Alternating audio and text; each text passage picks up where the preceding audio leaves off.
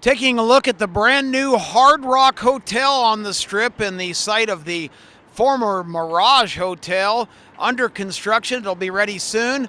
Panning across Las Vegas Boulevard. What an idyllic spot to be standing in right now. Joining you on the starting lineup, Kip Keefer in Las Vegas, having a blast. It's a gorgeous day, a perfect day. Of course, every day in Vegas is perfect, but we're going to talk about SEC football and the big games coming up today. It's going to be a fantastic round of very meaningful, very impactful games. We'll get into that in just a moment. I have to tell you that walking around and looking at some of the sports books, at some of the properties that we're taking a look at here, I'm starting to see some sad faces, and that could have been avoided, everybody, because so many of these people took the bait, really swallowed the rat poison, and listened to experts telling them that Penn State was going to be a national championship contender, and Clemson was going to be a national championship contender, and the Texas Longhorns and their quarterback Arch Manning, the preseason Heisman Trophy favorite, were the number one team in the country coming in. Well, guess what? All of those things have been proven false. And we told you on the starting lineup, this is a new segment called I Told You So. I told you on the starting lineup. I told you with Terry Quillian and the Legend on our shows on Jocks 94.5, the morning after and game time, that all three of those were paper tigers. Texas having a tough schedule early at Ohio State, a very demanding game at the Swamp, and then later road games in Athens, Georgia against the Bulldogs, not to mention the big showdown rivalries between their two biggest foes historically, both Texas A&M and, of course, Oklahoma. So a lot of potential losses on that schedule. Didn't take the bait on Clemson either. Didn't believe that Cade Klubnik was an outstanding elite quarterback. They opened with LSU, a toss-up game, and I told you before the season, in week 3, going to Atlanta, they would fall to Georgia Tech. We had that one right on target. And Penn State, all the hype about Penn State. James Franklin has never won a significant game there. And Penn State turned out to be the ultimate fraud, losing at home in a massive home game of magnitude against Oregon, and then shamefully coming out west here last week against UCLA and falling to the winless Bruins. I told you so. These teams were overhyped, overrated. If you'd watched our shows, listened to our programs, which you can access from anywhere in the United States via streaming, you would have been clued in. All right, let's talk about the SEC this weekend. What games? The Red River Shootout in Dallas, Oklahoma and Texas. Yes, that's an SEC game. Still hard to grasp after a couple of years. Both these teams come in. Texas off a bad loss at Florida, which was predictable last week. We told you here on the show the Gators should beat the Longhorns. Texas has played 2 legitimate opponents. They are 0-2 with losses at Ohio State and Florida. Oklahoma, John Mateer, their star quarterback, leading right now in Heisman Trophy consideration. Not going to play, banged up. The backup quarterback will be playing for Oklahoma. Oklahoma's defense has been outstanding. I think this is going to be a defensive struggle, folks. I don't think there's going to be a whole lot of points here. Look for this game to go under the total, which right now is around 44. And also, I think Texas has to have it this afternoon. I think they grind out a close win against Oklahoma. Let's go to Columbia, Missouri. I don't ever want to go there again. But with that being said, that editorial comment, you've got Alabama going to Missouri to play the undefeated Tigers. But remember, they've played all 5 of their home games in Columbia. They don't go on the road for the first time until next week. This is 6 straight with Alabama coming in there. Alabama has much better personnel. They're playing well. And Ty Simpson, the quarterback's a difference maker because he's a coach on the field. The son of a coach, executes flawlessly, has responded in road environments. I look for Alabama to take care of this 2.5-point number today at Missouri. Georgia is at Auburn. Auburn backed in the corner like Florida was last week, and when backed in a corner, it's a dangerous animal to confront a tiger. Georgia is praying that they don't see a repeat of the prayer at Jordan Hare in their own prayer going into this game. Georgia looks like they've kind of got it together, but still a little iffy in some areas. So I think look for Auburn to play a really top-notch game here. The Florida Gators go to Texas A&M off that huge win. They go for the Lone Star sweep with Texas and Texas A&M as the victims.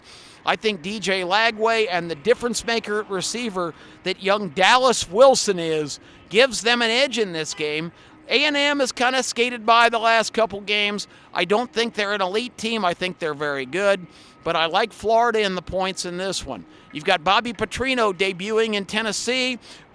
He's back once again, the coach of the Arkansas Razorbacks. You've got LSU in a kind of a must-win game all of a sudden, hosting South Carolina. Just some of the titanic matchups we have in the SEC this week. It is going to be awesome.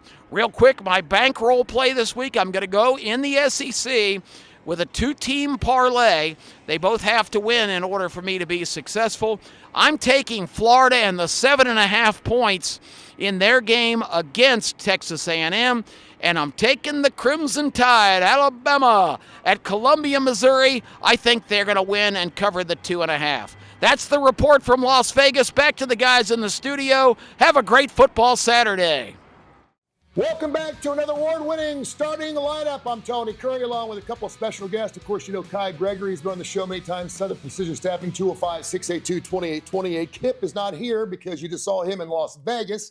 He's out doing his thing, getting ready for the kickoff of the NHL season. And I'm so happy to see this man right here. Brian Crichton, president of the Talladega Superspeedway. NASCAR season is coming back to Talladega again. Of course, we're talking about playoff season, October 17th to 19th. You got the Yellowwood 500 coming to town. So good to see you. I'm sorry, because our boys used to play ball together. They did. And I've known you forever. I think you started there. Weren't you one of those people, you walk around with signs, right? Absolutely. Saying, thanks for coming to Talladega. Yeah. That's how you got your start. Yeah. Now he's president of the joint. That's right. I've been at Talladega for about 15 years now, believe it or not. Fantastic. So, we've seen the boys grow up together. And, we used to be holding those signs out there. You know, it was a Grant Lynch tradition. Unfortunately, we lost Grant Lynch a couple of weeks ago. I heard. Just a huge, man in the sport. Mentor to me, kind of a godfather, to my son as well. So, sad to see Grant go, but his traditions will carry on, and NASCAR's coming back to Talladega next weekend. Can't wait. It's amazing, too, because NASCAR had a little bit of a lull. I want to say it was about 10 years ago, so you usually double it when you get old. You double things. Talladega's never been through that. And when you saw a little bit of a lull, I think a lot of it had to do with the sponsorships, and obviously the sport was changing. You were going through the playoff scenarios and all kinds of different drivers bouncing around from team to team. You guys have stayed so consistent, and while everyone else was kind of going down, you were rebuilding things, you were redoing showers, you were redoing fields. Tell me how successful and why you're so successful at Talladega Superspeedway. Obviously, Southern Hospitality has a big part of that. Yeah, absolutely. It's a huge part of it, and just the sport and the southeastern roots that the sport has. And Talladega Superspeedway is one of those top brands in all of NASCAR. So it's a bucket lister for a lot of people. We'll have all 50 states will be represented here next weekend, as well as 28 different countries are coming out to Talladega Superspeedway. So, I joke around and I say, tell people that Eric Church doesn't write songs about, New Hampshire International Speedway, but he writes a song about Talladega just because the racing's phenomenal, the experience is spectacular. If you have not been out to Talladega, you've got to come out and see it. There's also a movie that has the name Talladega in it as well. 20 years old It's funny because my dad, God rest his soul, passed away about 8 years ago next week. And one of the things he always wanted to do is, you've been living down in Alabama for 20 years. Why don't you ever take me to Talladega Superspeedway? So that was one of his things we did 2 years prior to him, and we brought the whole crew down there, and he has such a great time. So it doesn't matter how old you are, how young you are, it's definitely something you have to experience in your lifetime. It really is. And we've got so many people that come back year after year after year. It's like this unofficial family reunion. at Talladega Superspeedway. So I like to say we might not be related by blood, but we're related by Talladega. We're related by NASCAR. We're related by that experience. It is just so cool. We already have RVs stacked out there, ready to load in on Monday. I remember well. We were talking before the show. One of the things I'd like to hear about, maybe you can talk to it, is what it takes to put on the race and the staffing and the volunteers and everything that you have out there that goes into a weekend. And it's probably more than the weekend, like you said, because they're already showing up. Yeah, and it's my favorite question that I receive is, what do you guys do during the off season? What do you do between races? And I mean, we're always doing something, whether it's making the facility better or just doing everything. But we've got over 3,000 employees that'll be with us next weekend, helping us to make sure the guest experience is great. So we have volunteer groups that come out. We've got just the security. We actually turn into the 5th largest city in the state of Alabama during our race weekends. Little Talladega Municipal Airport right behind us, the busiest airport in Alabama during our race weekend. So you'll be able to see Michael Jordan's jet fly in and out of Talladega Municipal Airport next weekend. And the one thing I love about Talladega too is you stay true to who you are. And I can remember having Grant up in the studio again years ago, and he's sitting there talking about, we're bringing Jello wrestling back. I said, what? He goes, on the Speedway at Boulevard, we're going to have Jello wrestling. I was like, and I just love that aspect because it's got everything you want. You've got the family aspect if you want. You can go into the infield and do your thing out there. You got the RVs, you got the cheap seat, you got everything you want as far as on the NASCAR situation goes. That's what makes it so great. So next Friday night, we're hosting a rodeo inside of our infield. So full-blown rodeo happening inside of Talladega Speedway infield. And then on Saturday night, Whiskey Myers, a great band that's coming out, friends with Chase Elliott, friends with Ryan Blaney. So they're performing our iconic Saturday night concert as well. And then the other thing, if you haven't been out to Talladega Superspeedway in a while, Talladega Garage Experience is a $50 million renovation that we built, and you can actually walk into the garages. So we have 4 different garage buildings. You walk into one side, the race cars pull into the other side. It's all open air. So you can see the drivers, hear the drivers, crew chiefs, a 4-foot high fence and about 5 feet. I have a Jeff Gordon bumper that I walked out of there with. Yeah, there you go. But Victory Lane's part of Talladega Garage Experience. We've got a kids zone, a game zone. It's really, really just a great place to immerse yourself into the sport. We also do value price concessions, $2 bottles of water, $2 Coke products, $4 pounder beers. Thank you. That's right. And $6 chicken finger or fry platters. We want to make sure we're catering this to the families that come out. We have that party that's on the boulevard. We have that party that's in the infield, but we also cater to the families as well because we have something for everybody at Talladega. Brian Crichton, president of Talladega Superspeedway, getting ready for the big race weekend, the 17th, 18th, and 19th. It is going to be a big old NASCAR playoff series weekend. It's going to be fantastic. By the way, top of the hour, Alabama, Missouri. We thank you for watching ABC 3340 is the starting lineup. You never knew who's going to be in the starting lineup. Tell me, with about a minute left, who we should be looking for, perhaps in Victory Lane coming up on that Sunday. Yeah, so we're now in the round of 8. So we're in playoffs right now. So just last weekend, it was cut down to 8. And so we've got 8 drivers that are in the playoffs. And if you win at Vegas tomorrow or you win at Talladega in the following week, you automatically punch your ticket to the championship as well. So I'd look at those Penske cars. Ryan Blaney's always been tough. Joey Logano squeaked into the playoffs last weekend, so he's going to be tough there. But as you know, Talladega, it's a wild card, so it's anybody's race. And we might have somebody sneak in that's not even in the playoffs, too. So it's going to be a great event. The playoffs, are just ramps it up that much more. Please come and see us anytime. It doesn't need to be Talladega weekend for you to come see us here at the starting lineup. I thank you. Well, Brian Crichton, president of Talladega Superspeedway, right here on the starting lineup. Oh, welcome to the Legend Cave. My main man, Monty Bauer, right there with the pass. My main man, also Keefer, wanted you to know this Tuesday night at the Birmingham Racecourse Casino in Birmingham, Alabama at 5 p.m. This Tuesday night, we will be having a football party, a starting lineup party. Hopefully all of us will be there and party. You come out and see us. We'll be there with you, brother, this Tuesday night at 5 o'clock. Now, this past week, we dealt with somebody that wanted to run that mouth, just like that. That little Vandy, but Johnny Manziel wannabe down there at Vandy ran his mouth, and guess what? Alabama shut it up, baby. I hear you, Bear. Ain't no Vandy man supposed to be running his mouth about the University of Alabama. But this week, ladies and gentlemen, coming up at the top of the hour, is the game that scares me the most this season. It's the game that we don't think about that worries me under Coach DeBoer. Today, Alabama must come out and dominate at the line of scrimmage. And I'm spitting. When I start to spit, ladies and gentlemen, the anointing comes over me. And Bear, he starts shouting in the background. I'm spitting. We got to take the line of scrimmage in control today.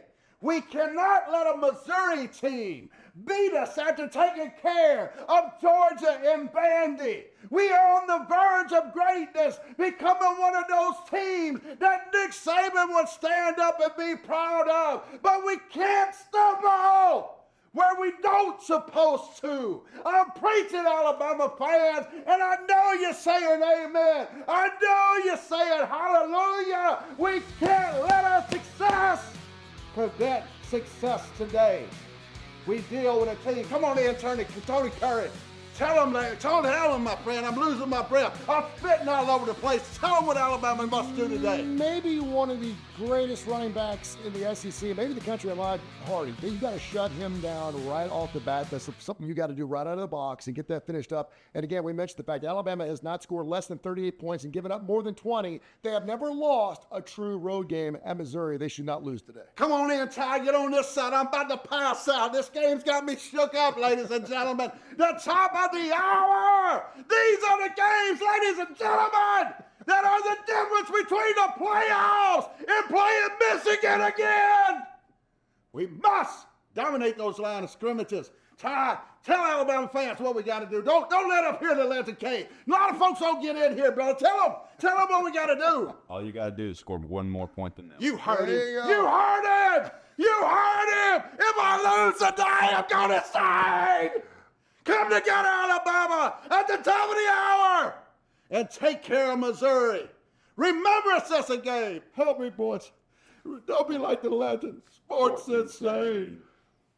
Top of the hour, roll time. We're getting after it against Missouri. Alabama's never lost a true road game at Missouri. They're 3-0. They've never scored less than 38 points. They've never given up more than 20. We're going to have some plays in that game coming up here in just a few minutes. Oklahoma, Texas, a little bit later on, Georgia, Auburn.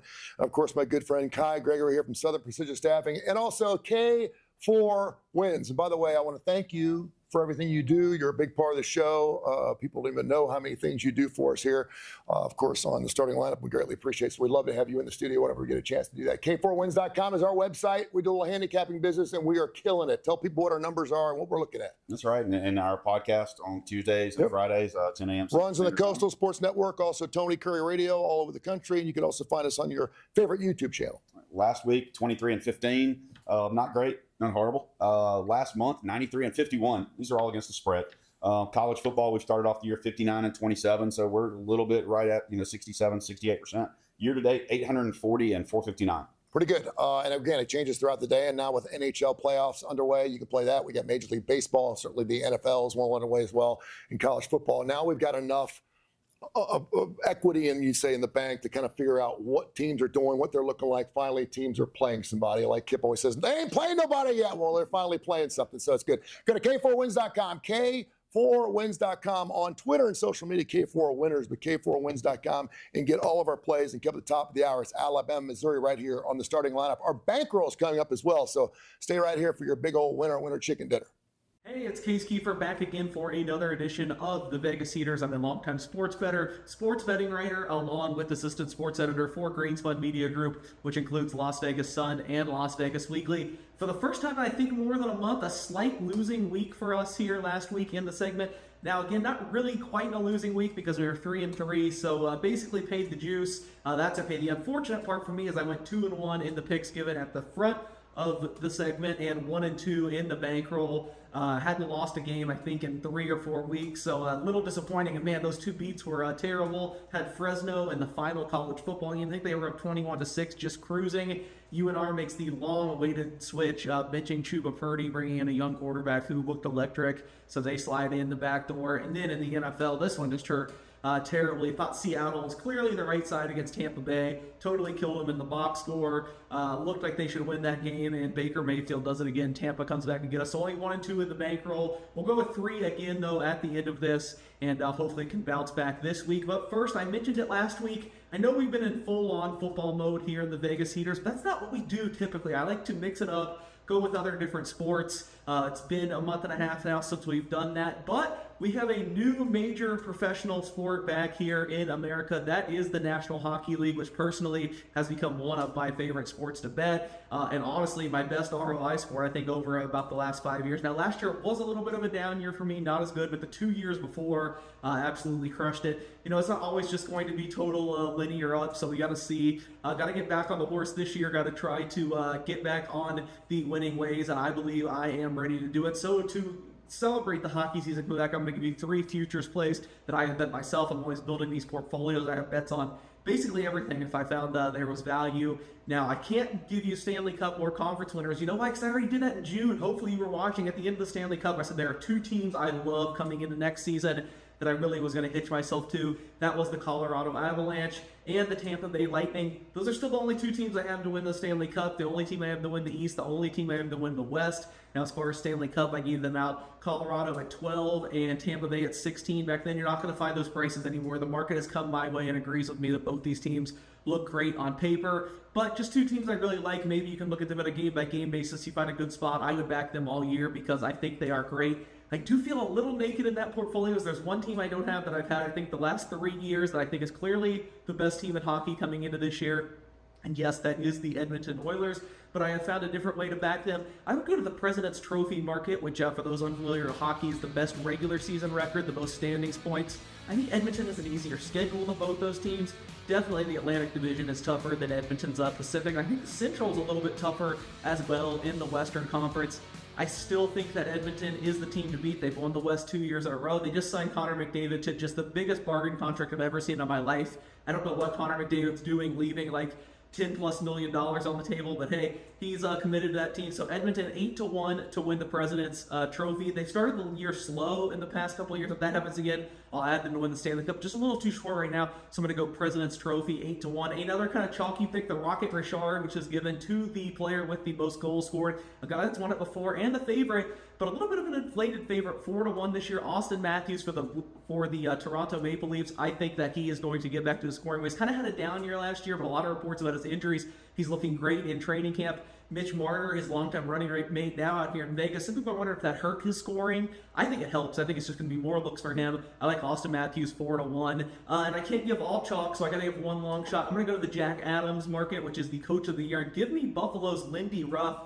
Really well-liked guy. I think Buffalo was my big, deep sleeper this year. I think they can get back into the playoffs after a decade away. Lindy Ruff has won the award before. 30-1 to meet Lindy Ruff to win the Jack Adams. And now into the bankroll segment. I'm going to go with 2 college football, 1 NFL play, again, in college football. Let's go with probably the biggest game of the week. I love Indiana. At the time of recording, a 7.5-point underdog at Oregon. Everyone talks about how bad Indiana's schedule is. I actually think Indiana's schedule has been tougher than Oregon's. You look at especially how good Old Dominion has turned out. Indiana is better on paper, and they've played tougher competition. Give me Indiana plus 7.5. I hit on the only SEC game I've done all year in this segment last year, so let's go back to the SEC. There's always an interim coach bump. I think it's going to be even bigger for Arkansas with Bobby Petrino coming in, cleaning house on the defense. I think it's going to be tough to kind of scheme for that defense, get ready for them, because you don't really know what you're going to expect. Now, I know they'll probably break, and this will be a shootout, but 13.5, too much. Give me Arkansas plus 13.5. And in the NFL, the final game of the week, Monday Night Football, I just want to bet on Jaden Daniels as much as I can. Only 4.5 points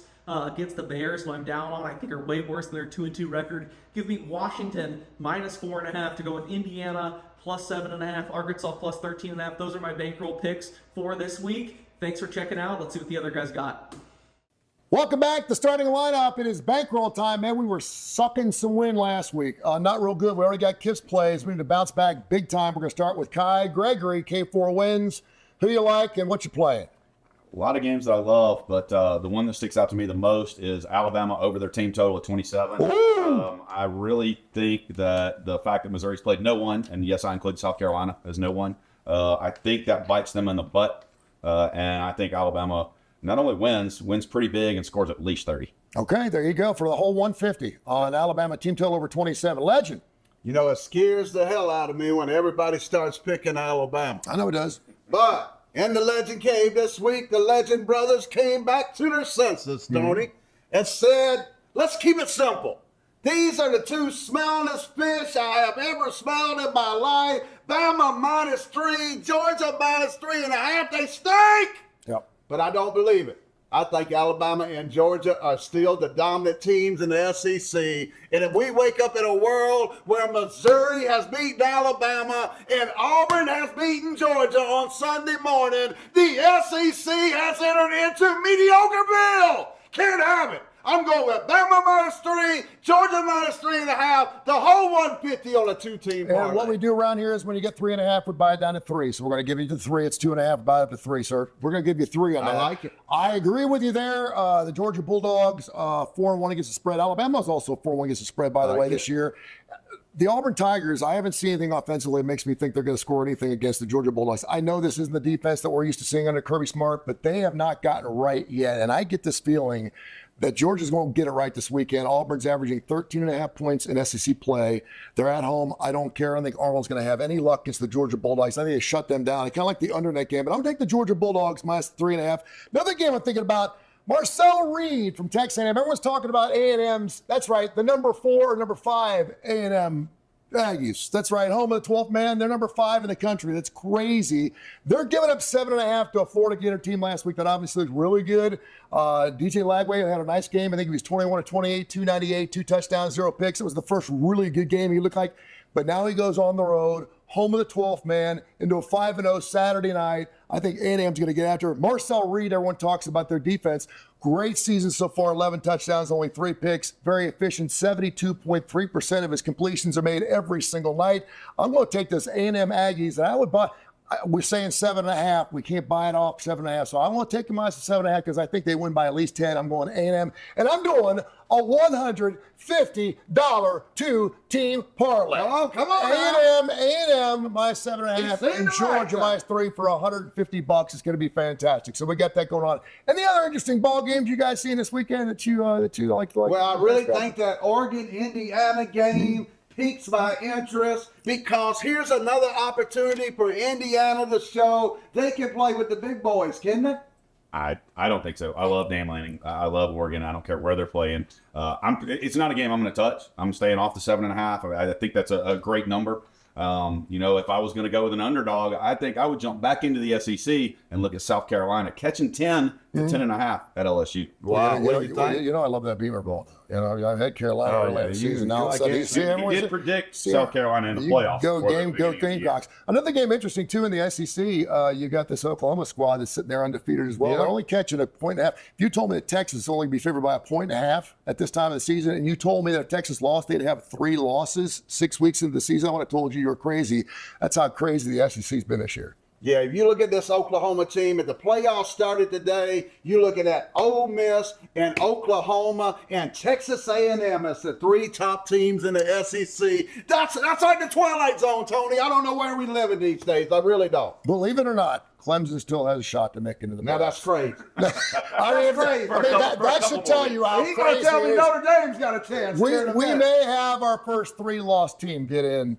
Certainly next year we have 16 teams. Someone with 3 losses is getting in. So if you can get it right and figure it out before the end of the season, which Dabo seems to do, we'll see what happens. They got Boston College this weekend. I don't think it's going to be a problem. No, that Ole Miss team, you be looking out for them. They're against Washington State at home. North Texas put up 59 on Washington State.